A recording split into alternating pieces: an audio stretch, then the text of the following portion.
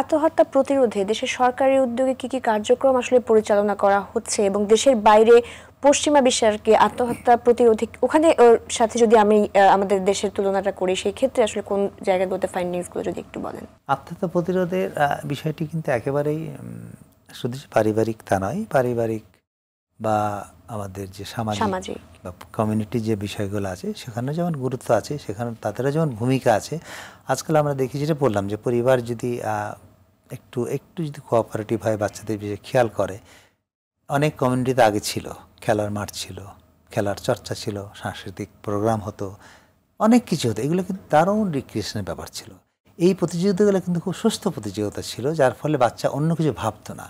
কিন্তু দুঃখের বিষয়, বিজ্ঞান এগিয়ে যাওয়ার ফলে হয়েছে কি, ভালো তো হয়েছে, মন্দ যে কম হয়েছে তা কিন্তু নয়। হ্যাঁ, আজকে স্মার্টফোন হাতে নিয়ে অনেক সুবিধা হচ্ছে, এ নিয়ে ব্যবসা হচ্ছে, বাণিজ্য হচ্ছে, পৃথিবীর সাথে যোগাযোগ খুব নিবিড় হয়েছে। আমরা এই মিডিয়াতে বসে খুব সহজেই কাজ করতে পারছি।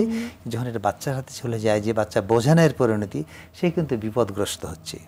সুতরাং এটি একটা বিষয় যে বিদেশেও কিন্তু এটা আছে, বাইরেও কিন্তু প্রতিরোধ করতেছে। এগুলো এই সব প্রতিরোধের মানে প্রতিবন্ধকতার সম্মুখীন হচ্ছে।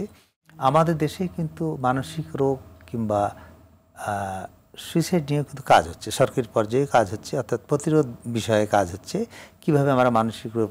সেই জন্যে যেটা আমাদের প্রথম বিষয় হচ্ছে অ্যাওয়ারনেস বৃদ্ধি করা, এবং অ্যাওয়ারনেসের সাথে সাথে স্টিগমা কমানো, কুসংস্কার কমানো, জনবল বৃদ্ধি করা, ওষুধের সহজলভ্যতা, সাইকোথেরাপি সহজলভ্যতা, এই বিষয়গুলো নিয়ে কাজ হচ্ছে।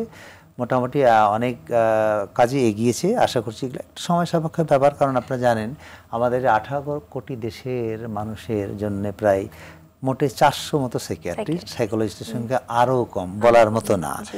এই বিষয়গুলো তো প্রয়োজন। আর এর সাথে সাথে আমরা যদি মোটামুটিভাবে অ্যাওয়ারনেস বাড়াতে পারি, মানুষের সচেতনতা বৃদ্ধি করতে পারি, তাহলে যে বিষয়টা হবে, আমরা দেখে আসছি যে এখনও কিন্তু বাংলাদেশে যে পরিমাণ চিকিৎসার ব্যবস্থা আছে, আমাদের দেশের মানুষ কিন্তু সেটুকু নেয় না, যেটাকে আমরা বলি ট্রিটমেন্ট গ্যাপ। মানসিক স্বাস্থ্যের ক্ষেত্রে ট্রিটমেন্ট গ্যাপ বিপুল, শুধু আমাদের দেশে না, হ্যাঁ 80-90% ট্রিটমেন্ট গ্যাপ। এবং আশ্চর্য ব্যাপার, ইংল্যান্ডের মতো জায়গাতে 60-70-80% ট্রিটমেন্ট গ্যাপ। এই অ্যাওয়ারনেসটা অত্যন্ত গুরুত্বপূর্ণ। তাহলে হবে কি, মানুষ যেটুকু ব্যবস্থা আছে সেটুকু যদি ব্যবহার করতে পারি তাহলে অনেকখানি।